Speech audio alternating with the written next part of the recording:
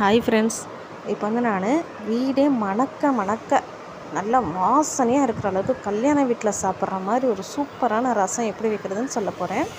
First நீங்கள் என்ன பண்ணுங்கள், ஒரு அகலமான பாத்திரத்தில் கொஞ்சம் உப்பு சேர்த்துக்கோங்க.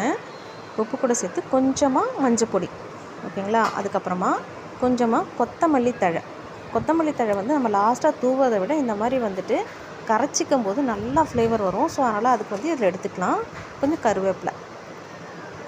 கருவேப்பிலை, ஒரு பெரிய சைஸ் தக்காளி வந்து பிழிஞ்சு சாறு மட்டும் இதில் எடுத்துக்கலாம்.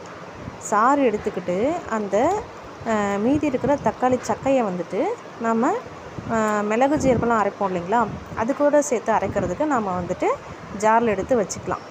இப்போது இந்த தக்காளியோட ஒரு சின்ன வெங்காயம், ஒரு 4-5 பூண்டு, ஒரு ஸ்பூன் மிளகு, ஒரு ஸ்பூன் ஜீரகம், ஒரு பிஞ்சளவு வெந்தயம், ஒரு பிஞ்சளவு பெருஞ்சீரகம், இதெல்லாம் போடும்போது நல்லா ஃப்ளேவர் இருக்கும். இதை வந்து ஒரு பக்கம் ஒரு ரொம்ப இது பண்ணாமல் நொரன்னு அரைச்சிக்கோங்க. ஒரு பக்கம் தாளிக்கிறதுக்கு நம்ம எண்ணெய் ஊற்றி கடுகு போட்டு கொஞ்சம் பெருங்காயம் போட்டுக்கலாம். இப்போ நம்ம அந்த அரைச்ச விழுது இருக்கு இல்லைங்களா, அதை வந்து இதில் சேர்க்க போகிறோம். புளியை வந்து கரைச்சி வச்சுக்கோங்க. இப்போ இந்த அரைச்ச விழுது இருக்கு இல்லையா, இதில் பாதியை மட்டும் நம்ம வந்துட்டு எண்ணெயில் வதக்கிக்கலாம். பாதி மட்டும் இந்த எண்ணெயில் சேர்த்து வதக்கும்போது நல்லா ஒரு ஃப்ளேவர் கிடைக்கும், நல்ல வாசனையாக இருக்கும். நீங்கள் ஒரு டைம் ட்ரை பண்ணி பாருங்கள், செம்மையாக இருக்கும்.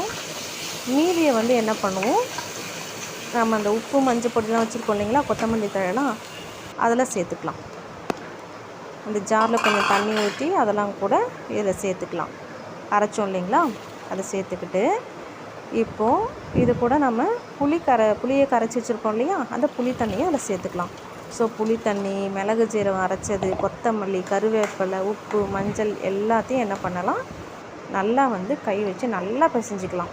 ஸோ லாஸ்ட்டாக நம்ம கொத்தமல்லி போடுறத விட இப்போ நம்ம நல்லா பிசையும்போது நல்ல ஃப்ளேவர் கிடைக்கும், நல்ல வாசனையாக இருக்கும். நல்லா அகலமான பாத்திரத்தில் பிசையும்போது நல்லா வந்து மிக்ஸ் ஆகிடும். இதை வந்து நம்ம வந்து தாளிப்பு கூட வந்து சேர்த்துக்கலாம். சேர்த்துட்டு ஒரு டைம் நல்லா கிளறி விட்டுக்கலாம். இப்போ வேணும்னா கூட நம்ம உப்பு பார்த்துட்டு கூட உப்பு சேர்த்துக்கலாம்.